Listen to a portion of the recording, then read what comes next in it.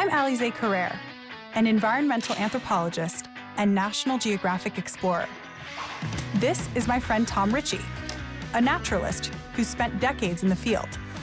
Together, we'll discover what it means to be a modern explorer.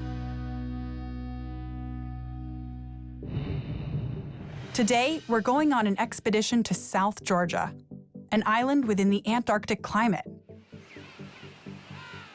It's an island covered with rugged peaks, capped with snow year-round. Imagine what the explorers of the past might have seen in these mountains. One such explorer was Ernest Shackleton.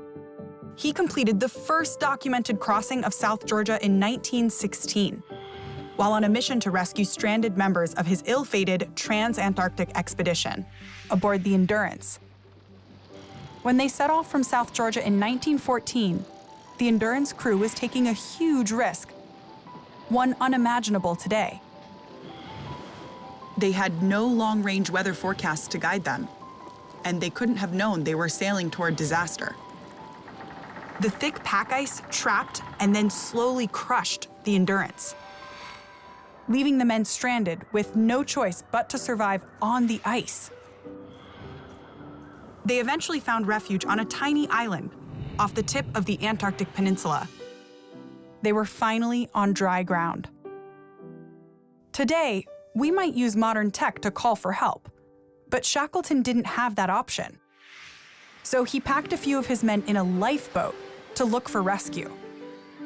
After an 800-mile journey, Shackleton returned to South Georgia.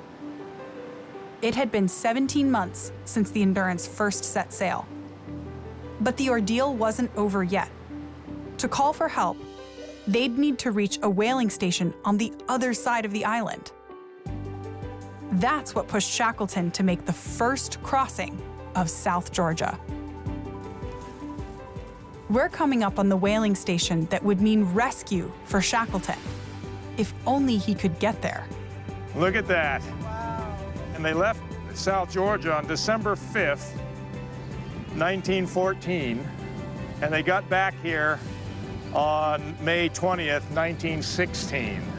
After that incredible sojourn, the 16 days crossing the roughest waters in the world in a little boat, and then having to trek all the way across this unknown mountainous island, this is where they reached on that early morning. Right where we are. Right where we are. And they listened and they heard the 7 o'clock whistle blow, telling the men to turn out. Shackleton was able to alert the station and send rescue for his remaining crew. They kept lookout every day, but spirits were low. It had been 4 months since their captain left them for help. But on August 30th, 1916, Shackleton returned in a tugboat to rescue his crew. Their expedition was a failure, but because of Shackleton's leadership, every man survived. Shackleton died of a heart attack in 1922, here on South Georgia. Ernest Henry Shackleton, explorer. Wow. The title explorer in his context has so much meaning, and nowadays, what is it to be an explorer? Yeah, That definition's changing. it is changing, yes.